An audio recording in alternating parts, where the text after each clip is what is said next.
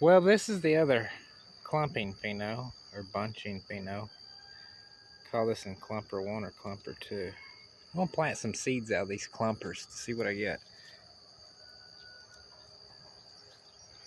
These are some of the smaller side blooms here. I can't reach some of those bigger ones over there. I'm already standing on the edge of a cattle panel fence here to get this little bit of good visible berry shot. But look, these are side branches and they're not even the big main bloom. Or blooms, not the bigger ones like those over there. But I can't reach over there.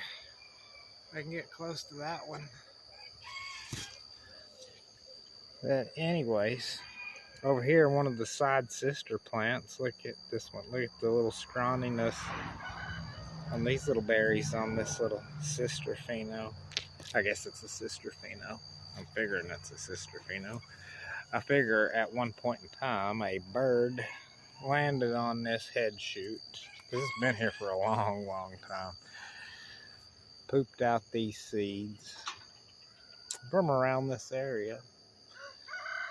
And so these began.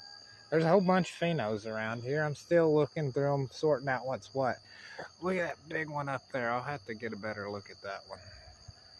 But anyways, just sharing some of the journey as I'm looking through these. Look, this is that smaller sister one over here. Look, compared to something like, bam! Look at them clumpers. Not that that will help harvesting any, but it might. But this isn't even my favorite one here of the clumper ones. But these are the only two like this that I can find. Look at that.